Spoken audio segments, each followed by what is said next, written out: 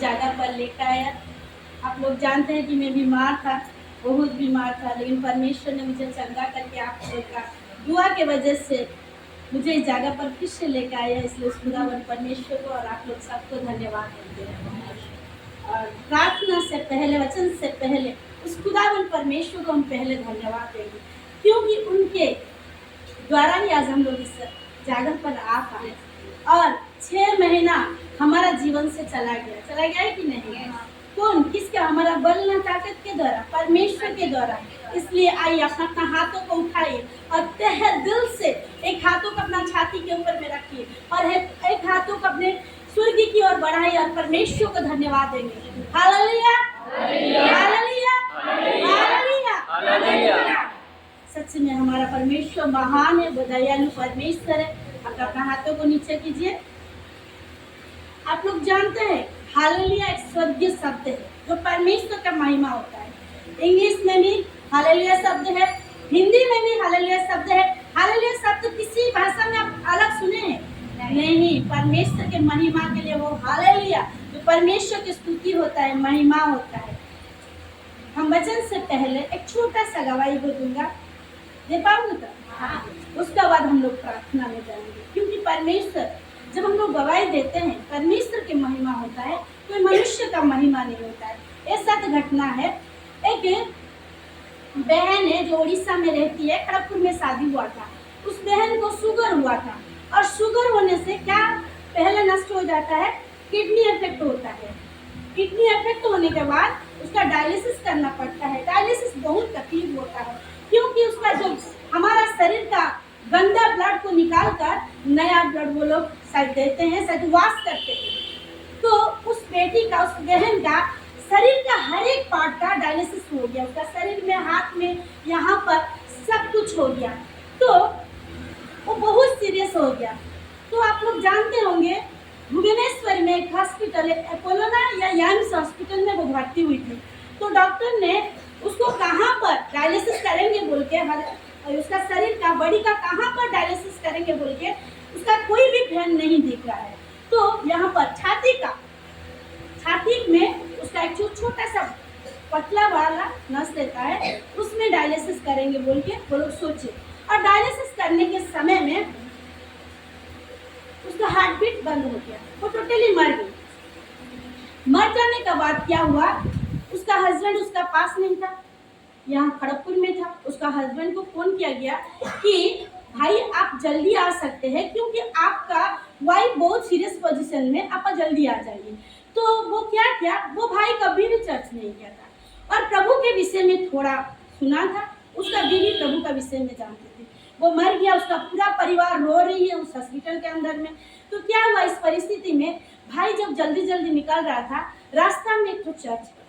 जब चर्च पड़ा, वो क्या किया, पहले सोचा कि मैं जाकर चर्च में, मेरा बीवी तो ऐसे बीमार है, सीरियस पोजीशन में, मैं जाकर थोड़ा प्रार्थना कर दूंगा।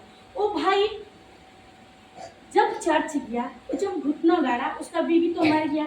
डॉक्टर ने लिख दिया कि वो डेड हो गया बोल के, उसको जो व्हाइट कपड़ा देते हैं उसको व्हाइट भी कपड़ा दे दिया। तो उस परिस्थिति में उस भाई ने चर्च में गया। जब चर्च में वो अपना घुटनों को गाड़ा और परमेश्वर को धन्यवाद दिया, खुदा मैं जानता हूँ तो असंभव को संभव करने वाला परमेश्वर है प्रभु। आज प्रभु मेरा बेबी, मेरा वाइफ बहुत सीरियस कंडीशन है खुदा, लेकिन खुदा आप जब उसके प्रति दया करेगा वो चंगी हो जाएगी। तो उस समय में वो डेड बॉडी में जो जान ही नहीं था, उसका जो सांस नहीं चलता, उसका हाथ हिलने लगा। जब हाथ हिलने लगा, डॉक्टर ने संगे संग उसको क्या हार्ट बीट देके टेस्ट करते ना, फिर उसको आईसीयू रूम में लिया और उसका बाद फिर से उसका डायलिसिस करने लगा। परमेश्वर से जीवन में जीवन दे दिया। हालेलुया। मेरा बीबी मर गया बोल के, वो जब चर्च से बाहर निकला, हॉस्पिटल से फोन आया कि भाई आपका बीबी अभी ठीक है, आप धीरे से आ सकता है। हालेलुया। मसीह में मेरे प्यारे लोग, हमारा परमेश्वर असंभव को संभव करने वाला खुदा है।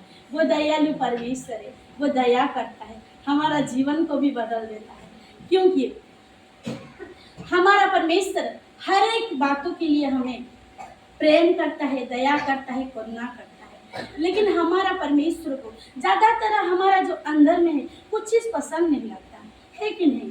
हमारा परमेश्वर को पसंद नहीं लगता, जो जिसके द्वारा वो नापसंद के द्वारा हम वही चीज़ करते हैं जिसके द्वारा हमारा जीवन में क्या हो जाता है, पाप उत्पन्न हो जाता है। इसलिए आज हमारा परमेश्वर कुछ बातों को आपका जीवन में देना चाहता है। अच्छा, घमंड कौन कौन करता है? बोलिए तो। करते हैं ना? सब करते हैं, सब बातों में कोई ऐसा नहीं कि घमंड नहीं करते। आज का मेरा टॉपिक होता है घमंड का विषय में। आइए हम लोग वचन में जाएंगे। हम लोग जीरी में यहाँ निकालेंगे 9 का 23 निकालेंगे।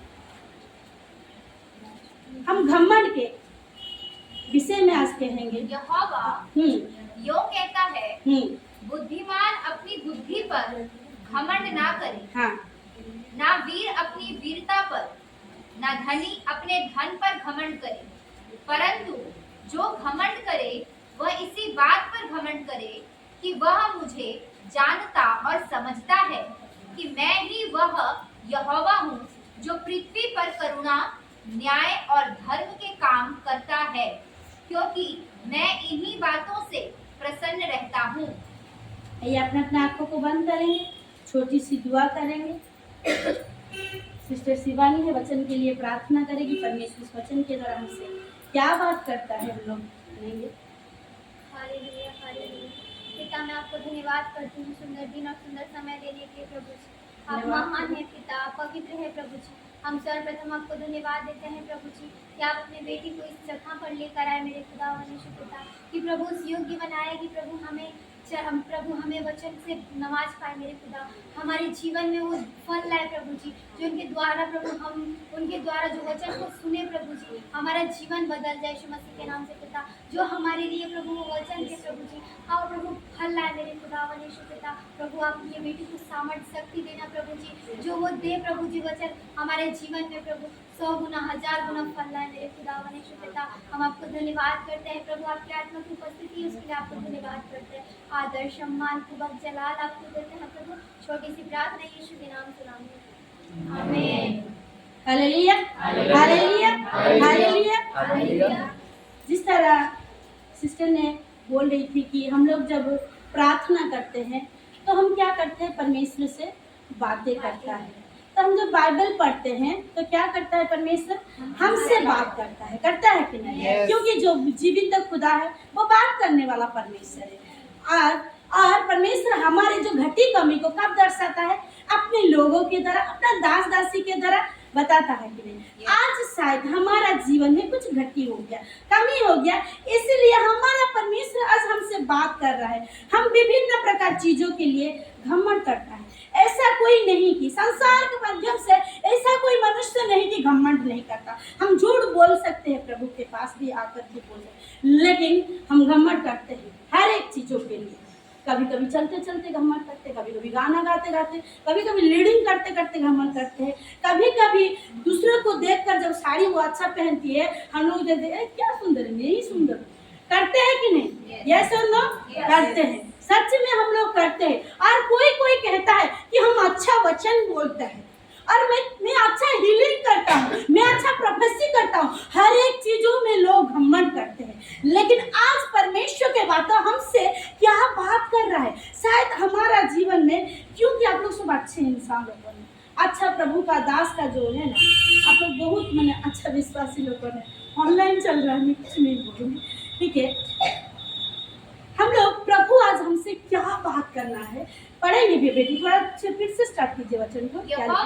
यहोवा आज कोई नहीं बोल रहा है, आज हमसे डायरेक्ट कौन बात कर रहा है?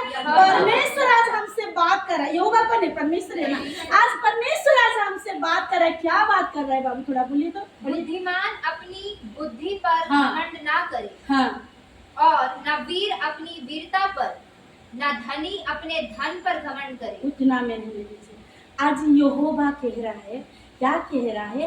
पहले हम उस सेंटेंस को देखेंगे, क्या देखेंगे? यहोवा यूं कह रहा है कि बुद्धिमान अपने बुद्धि पर घमंड मत करे। शायद परमेश्वर आज हमें बुद्धि दिया है। बुद्धि लिखा है नीति वचन में, ज्ञान और बुद्धि। हम लोग 2 का जब 6 पढ़ेंगे, मत पढ़िए, क्या लिखा है? ज्ञान और समझ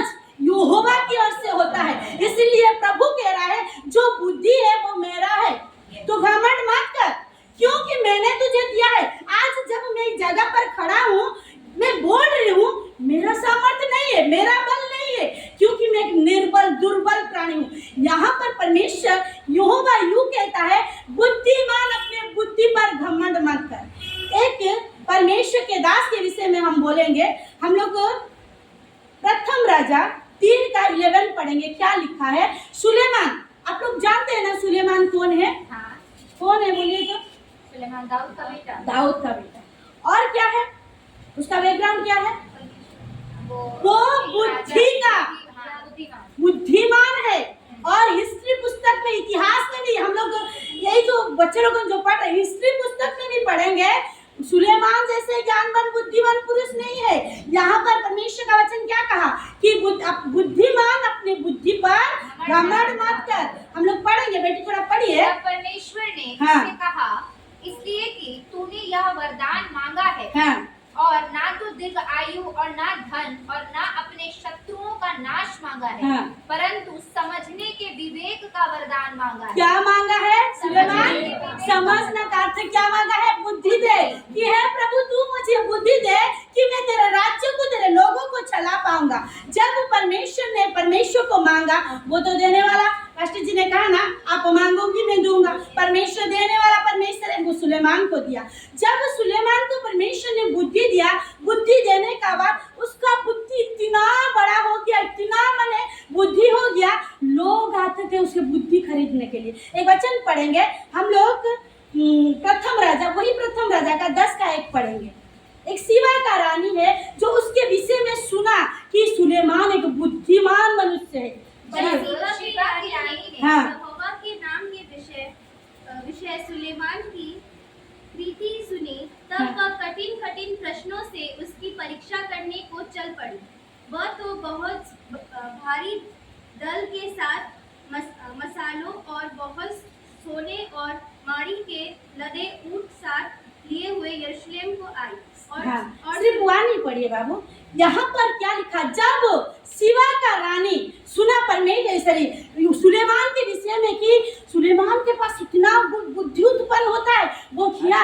उसके बाद बहुत क्वेश्चन पूछा, उससे बात किया, और जब वो क्वेश्चन जितने सारे पूछा, बुद्धिमान है, परमेश्वर का बुद्धि है, तो क्या हुआ?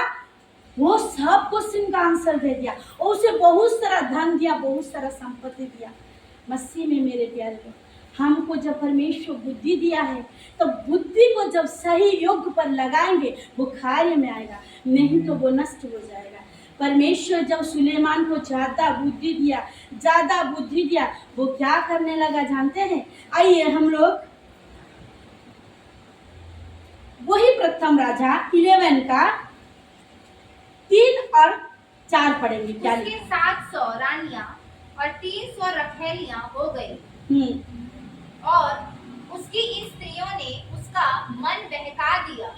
अतः जब सुलेमान बूढ़ा हुआ, तब उसकी स्त्रियों ने उसका मन पराये देवताओं की ओर बहका दिया। हाँ, रहने दीजिए इतना। हम लोग और एक वचन को पढ़ेंगे, सदुपदेश। हम लोग 7 पढ़ेंगे। क्या लिखा है?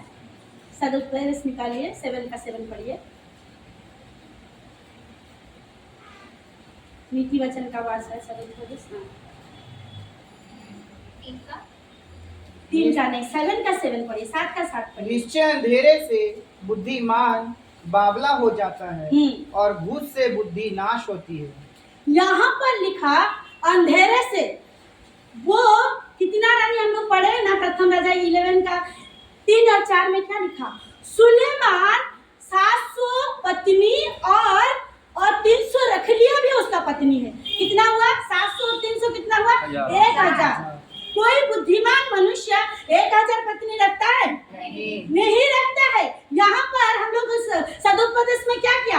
अंधेरा हो गया। उसका 1000 पत्नी, इस मंदिर उस मंदिर, वो परमेश्वर के लोगों को शादी नहीं किया, क्योंकि उसका ज्यादा बुद्धि होने से यहाँ पर क्या लगा? बावला हो जाता है। बावला अर्थ क्या? पागल हो जाता है। 700 पत्नी को संभाले और 1000 पत्नी को संभालेगा ना, राज्यों को संभालेगा, बावला हो गया। और क्या हो गया? पागल हो गया, उसका मति भ्रष्ट हो गया। लास्ट में क्या कह रहा है? सब व्यर्थ ही व्यर्थ है। सदुपदेश में लिखा है ना, सब व्यर्थ ही व्यर्थ है। मसीह में मेरे प्यारे लोग, जो परमेश्वर से ओर से बुद्धि आया था, कोई मनुष्य की ओर से नहीं, कोई देवी देवता की ओर से नहीं, परमेश्वर की ओर से बुद्धि आया था। परमेश्वर खुद उसे ज्ञान दिया था, बुद्धि दिया था, लेकिन जब ज्यादा बुद्धि आया उसका मति क्या हो गया? भ्रष्ट हो गया। क्योंकि उसका बुद्धि जब परमेश्वर की ओर से लगाता तो उसके जीवन में और उन्नति आता। मसीह में मेरे प्यारे लोग, नीति वचन सुलेमान ने लिखा है, जो हमें हर रोज जो कार्य करते उसके विषय में नीति वचन में लिखा है। सदुपदेश नीति वचन लिखा है, लेकिन लिखा है कि अंतिम समय जो मत हो गया, सब राजाओं का हिस्ट्रियों का पुस्तक में नाम लिखता है, लेकिन सुलेमान का नहीं लिखा है हिस्ट्री पुस्तक में, क्योंकि ज्यादा ज्ञान के, ज्यादा बुद्धि के द्वारा उसका क्या होगा, मति भ्रष्ट हो गया, वो बावला हो गया, पागला हो गया। इसलिए मसीह में मेरे प्यारे लोग, आज भी आप प्रभु के भवन आते हैं, कुछ सीखने के लिए आते हैं। आप कहीं भी जाओ, मंदिर मस्जिद है, कुछ नहीं सीखेंगे, लेकिन जब प्रभु का भवन आता है आप कुछ सीखते हैं, ज्ञान के बाद, जो परमेश्वर के ज्ञान को बातों को सीखते हैं। उस तरह सुलेमान ने क्या किया, उसका ज्यादा ज्ञान आया, ज्यादा बुद्धि आया, जिसके द्वारा उसका मति भ्रष्ट हो गया, और वो अंतिम समय में जो परमेश्वर को आराधना करता था, वो देवी देवता को पूजा करने लगा। हालेलुया, पागल हो गया। उसका प्रथम परिस्थिति उसका अच्छा था, लेकिन लास्ट अंतिम परिस्थिति क्या था, अच्छा नहीं था। उसका ज्ञान था, बुद्धि था परमेश्वर की ओर से, इसलिए तो वो कह रहा है कि व्यर्थ ही व्यर्थ है, सब कुछ व्यर्थ है जो परमेश्वर की ओर से ज्ञान आता है। हमें भी परमेश्वर हर एक जन को गिफ्ट दिया है कि नहीं? दिया है ना। आज हम उस गिफ्ट को किस तरह व्यवहार करते हैं? जब परमेश्वर ने हमें वचन बोलने के लिए शक्ति दिया है, तो आज हम जब बोलते हैं, क्यों वचन बोलते बोलते या कुछ करते करते या गाना गाते गाते या हम लोग सिंगिंग करते करते, स्तुति करते करते या घमंड नहीं करते थे? आज हम अपने आप को जांचें कि सच में परमेश्वर आज जो बात कह गया क्या मेरे लिए? क्योंकि मैंने भी एक वचन कह दिया था, मैं किसी को देखकर वचन, क्योंकि वचन दो धारी तलवार होता है, जितना आपके लिए होता है वो उतना होता है, क्योंकि जो वचन को प्रचार करता है उतना का न्याय ज्यादा होता है। इसलिए मसीह में मेरे प्यारों को मैंने एक बार बोल दिया था कि जब किसके जीवन में चर्च आता है, प्रार्थना करते हैं, और जिसके जीवन में कुछ सफल नहीं होता है, वो चर्च छोड़कर दूसरा चर्च करेगा, है कि नहीं? मैंने वही बात बोला, मेरा चर्च छोड़ दिया। ठीक है, परमेश्वर का धन्यवाद, एक जाने से परमेश्वर का भवन कभी खाली नहीं होता है। वो कम से कम वो 5 था, अभी 30 आ गया। हालेलुया, क्योंकि परमेश्वर देने वाला परमेश्वर है। हालेलुया। और वही वचन को हम लोग पढ़ेंगे। परमेश्वर बुद्धिमान, क्या पढ़िए बाबू थोड़ा। निश्चय अंधेरे से नहीं, वही यहोवा यूं कहता है, हाँ। बुद्धिमान अपनी बुद्धि पर घमंड ना करे, हाँ, ना वीर अपनी वीरता पर। वीर अपने वीरता का ऊपर है। शायद आज आपका बल है, ताकत है, आप लोग को बोल सकते हैं, आप लोग का साथ झगड़ा लग सकते हैं। कोई होता है झगड़ा के लिए प्राइज भी मिलता है। कॉलोनी में, घर में प्राइज मिलता है कि नहीं? चलना, देखना, तू झगड़ा नहीं करने से क्या होगा, मेरा घर में एक है ना, तुझे क्या करता है देखना, ऐसे कहते हैं कि नहीं? पूछता रहा, बलवान अपना वीर अपने वीरता का ऊपर में घमंड मत कर। हम एक वचन को पढ़ेंगे, हम दानियल पुस्तक निकालेंगे, नबूकदनेस्सर राजा के विषय में हम पढ़ेंगे। लोग दानियल 4 का 22 पढ़िए बाबू। हे राजा, वह तू ही है, हाँ, तू महान और सामर्थी हो गया, हाँ। तेरी महिमा बढ़ी और स्वर्ग तक पहुंच गई। यहाँ पर नबूकदनेस्सर राजा के विषय पर जानते हैं ना? Yes. वो एक स्वप्न देखा, तो परमेश्वर ने, दानियल ने उसका सपनों का दर्शन दिखाया कि राजा तू इतना धनी हो गया, इतना बलवान हो गया, और तेरे राज्य ना स्वर्ग तक पहुंचता है। ऐसा ही लिखा ना बाबू? Yes. स्वर्ग तक पहुंचता है। तो तू क्या करना, परमेश्वर यूं भी कहता है, तू अभी पाप में है, गुनाह कर रहा है, तू ना अपने परमेश्वर की ओर से मुख फेरा। और हम वही पढ़ेंगे, हम लोग 25 पढ़िए, क्या लिखा है? कि तू मनुष्यों के बीच से हाँ। निकाला जाएगा, हाँ। और मैदान के पशुओं के संग रहेगा। हाँ। तू नहीं, बैलों 27 पढ़िए बाबू, थोड़ा 4 का 27 पढ़िए। इस कारण हाँ। हे राजा, मेरी यह सम्मति स्वीकार कर हाँ। कि यदि तू पाप छोड़कर हाँ। धर्म करने लगे और अधर्म छोड़कर दीनहीनों पर दया करने लगे हाँ। तो संभव है कि ऐसा करने से तेरा चैन बना रहे। यहाँ पर नबूकदनेस्सर राजा क्या है? बहुत बलवान है, बहुत ताकतवर है, बहुत शक्तिशाली है। तो वो शक्तिशाली है, बलवान है, लेकिन ये क्या इंसान है? पापी इंसान है।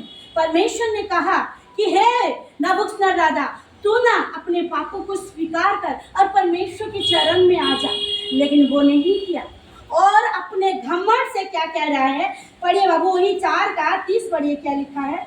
क्या यह बड़ा बेबीलोन नहीं है हाँ। जिसे मैं ही ने अपने बल और सामर्थ्य से राजनिवास होने को और अपने प्रताप की बड़ाई के लिए बसाया है? वो राजा क्या कह रहा है? मैंने अपने बल के द्वारा, ताकत के द्वारा इस राज्य को, इस बेबीलोन को बनाया है। वो क्या किया? अपने बल का ऊपर में, यहाँ पर लिखा है ना, अपने बल का ऊपर में, अपने ताकत का ऊपर में वो क्या किया? घमंड किया। हालेलुया। क्या लिखा है कि वीर अपनी वीरता वीरता का ऊपर में घमंड मत ना कर। करे। वीर अपना वीरता का, अपने वीरता का ऊपर में वो घमंड किया और वो पाप से मुख नहीं फेराया। तो परमेश्वर ने उसे क्या किया जानते हैं? उसके उस मनुष्य से, वो राजा उसे निकाल कर उसको मैदान के जो बेल चराते ने घास खिला दिया। हालेलुया। परमेश्वर कहा था जब तू अपने वीरता और घमंड का करेगा, तब तू जब परमेश्वर का पास नतमस्तक नहीं होगा, तब मैं तुझे क्या करूंगा? मैदान में घास खिला दूंगा, बेल के साथ तुझे घास खिलाऊंगा। वो बात नहीं सुना। वो यहाँ पर हम लोग पढ़ेंगे, 30 में पढ़िए क्या लिखा है? क्या यह बड़ा बेबीलोन नहीं है हाँ। जिसे मैं ही ने अपने बल और सामर्थ्य से राजनिवास होने को और अपने प्रताप की बड़ाई के लिए बसाया है? क्या किया? वो घमंड किया और अपने बल पर, अपने वीरता का पर में घमंड किया। तो यहाँ पर क्या हुआ? 33 पढ़िए बाबू। उसी घड़ी यह वचन नबूकदनेस्सर ने विषय में पूरा हुआ। वह मनुष्यों में से निकाला गया और बैलों की नाई घास चढ़ने लगा और उसकी देह आकाश की ओर से भीगती थी, यहाँ तक कि उसके बाल उकाब पक्षियों के परों से और उसके नाखून चिड़ियों के चंगुलों के समान बढ़ गए। क्या हुआ? इतना बल जो बोल रहा था कि मैं बेबीलोन को खड़ा किया, मैं बेबीलोन को स्वर्ग तक पहुंचा दिया, इतना बलवान लोग। क्या हुआ? परमेश्वर ने उसे क्या किया? मैदान में घास, बेल के जिस तरह घास काटे वैसा कर दिया। शायद आपके जीवन में आप बल के द्वारा, ताकत के द्वारा, हाँ मेरे पास बल है, ताकत है, मैं घमंड करूंगा, मैं लोगों को जो मुंह में आऊंगा बोलूंगा, मैं किसी को ना बड़ा ना छोटा, मैं किसी को नहीं मानूंगा, या पास्टर या कोई इवेंजलिस्ट, मैं किसी को नहीं कर, मेरा मुंह जो आएगा मैं बोलता रहूंगा। जिस तरह नबूकदनेस्सर राजा ने कहा, मैं अपने बल और ताकत के द्वारा बनाया, लेकिन परमेश्वर ने क्या किया? उसे गिरा दिया मैदान में घास खाने के लिए। वही नबूकदनेस्सर राजा अपने घुटनों में आया, परमेश्वर को माफी मांगा। तो वो क्या कह रहा है? हम लोग पढ़ेंगे, वही 4:37 पढ़िए बाबू। मैं नबूकदनेस्सर स्वर्ग के राजा को सराहता हूँ हाँ। और उसकी स्तुति और महिमा करता हूँ, क्योंकि उसके सब काम सच्चे और उसके सब व्यवहार न्याय के हैं, और जो लोग घमंड से चलते हैं उन्हें वह नीचा कर सकता है। Hallelujah, hallelujah. वो खुद घमंड किया, जब नीचे गिरा वो क्या हुआ? जो घमंड करता है परमेश्वर क्या करता है? नीचे गिराता है। गोलियत के विषय में वो क्या कहा? दाऊद जब उसको मारने के लिए गया, गोलियत क्या कह रहा है? क्या मैं कुत्ता हूँ, तू इतना छोटा बच्चा को मारने के लिए आ गया? तो एक गुल्लड़ उसको क्या किया? पीछे तरफ नहीं फेंका, क्योंकि पीछे तरफ फेंकने से उसका ईगो, जो घमंड होता है, नहीं गिरता, वो आगे तरफ गिरा, क्योंकि उसका घमंड गिरा। इतना बड़ा है वो, लड़कपन से, वो बचपन से योद्धा था। कोई छोटा सा पत्थर से मार सकता है, लेकिन जो घमंड करेगा मसीह में, मेरे प्यारे वो गिरेगा। इसलिए आज हम फास्टिंग प्रे में आए, प्रभु के प्रार्थना में आए, क्योंकि हमारा परमेश्वर जो मांगता है वो देने वाला परमेश्वर आपको देगा।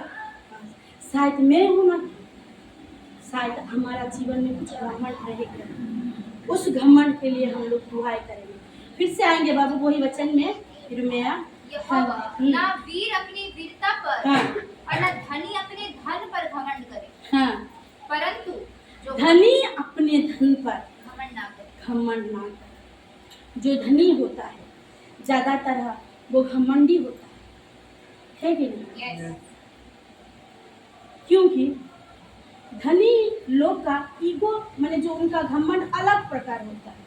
लोगों को देखेंगे माने वो पहचानेंगे आप, शायद आप उसकी दृष्टि में थोड़ा कम होंगे, आप देखते हुए ना देखते हुए चले जाएंगे, है कि नहीं? क्योंकि उसका ईगो उसका घमंड उस जगह पर है। एक वचन पढ़ेंगे हम लोग,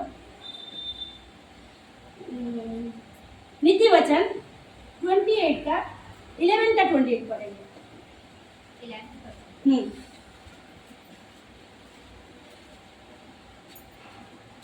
जो अपने धन पर भरोसा रखता है वह गिर जाता है। वो क्या लिखा है? भरोसा मतलब क्या? घमंड करना। घमंड करे। जो अपने धन पर भरोसा रखता है वो क्या होता है? गिर जाता है। गिर जाता है। हम और एक लोगों को देखेंगे और एक राजा को देखेंगे, वही दानियल पुस्तक निकालेंगे, दानियल दानियल का 5 निकालेंगे। क्या लिखा है?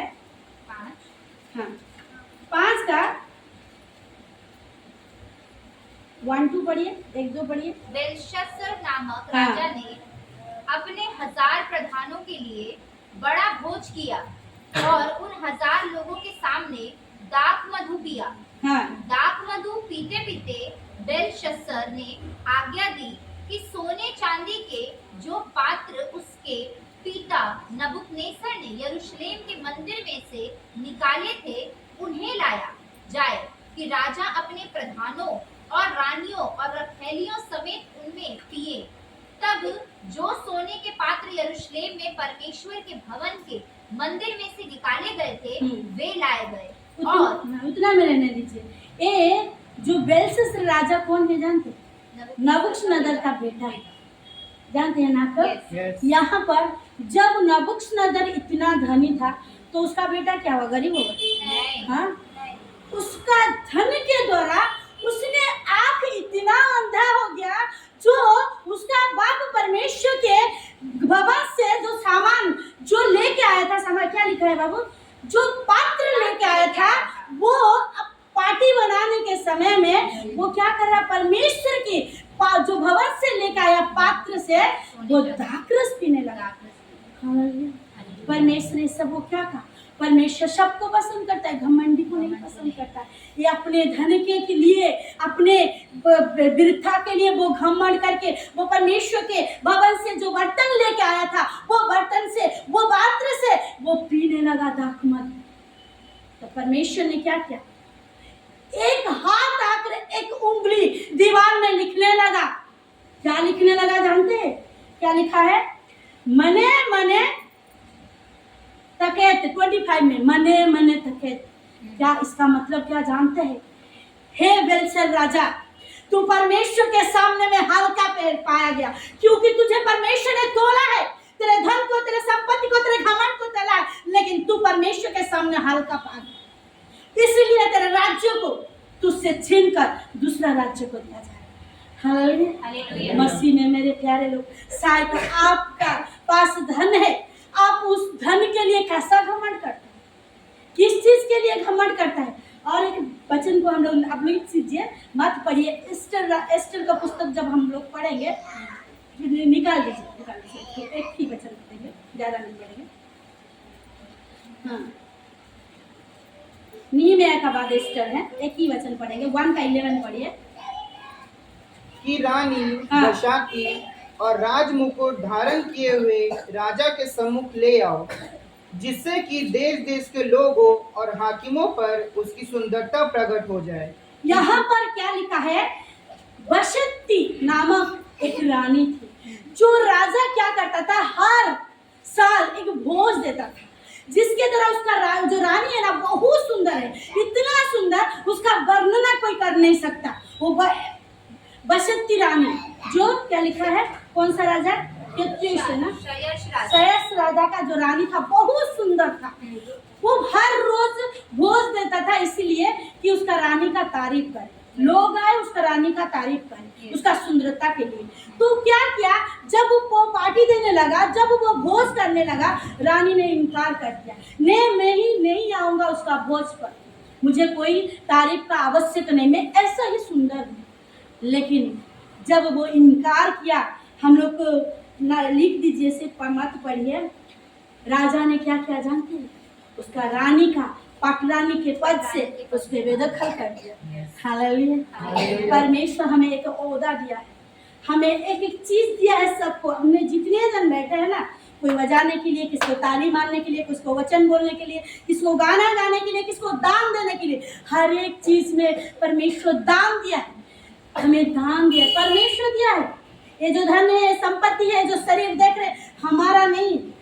क्योंकि जब हम सुंदरता के लिए घमंड करते हैं, क्या है, मिट्टी का शरीर मिट्टी में मिल जाएगा। आप लोग जानते हैं, इतिहास जब पढ़ेंगे, अलेक्जेंडर 6 क्लास में 7 क्लास में, अलेक्जेंडर जब मरा तो क्या लेके गया, वो हाथ, उसका कब्र में दोनों हाथ ऐसे फैला दिया, क्योंकि मैं खाली हाथ आया हूँ, खाली हाथ जा रहा हूँ।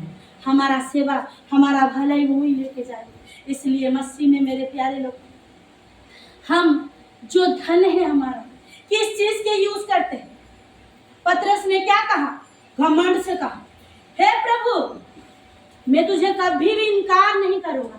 पर मैं, यीशु मसीह ने क्या कहा, हे पतरस तू 3 बार इनकार करेगा। हाँ, मुर्गी क्या मारने से पहले तू 3 बार इनकार करेगा। नहीं प्रभु मैं कभी नहीं इनकार करूंगा।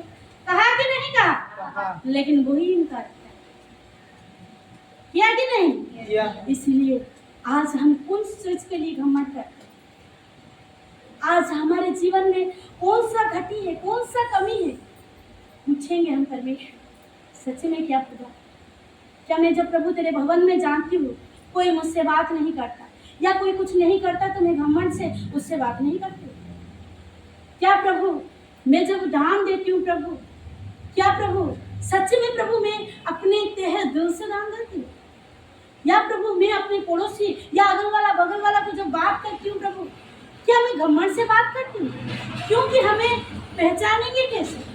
हमारा घमंड से नहीं, हमारा स्वरूप। परमेश्वर क्या कहा, तू मेरा स्वरूप है, हम परमेश्वर का स्वरूप है।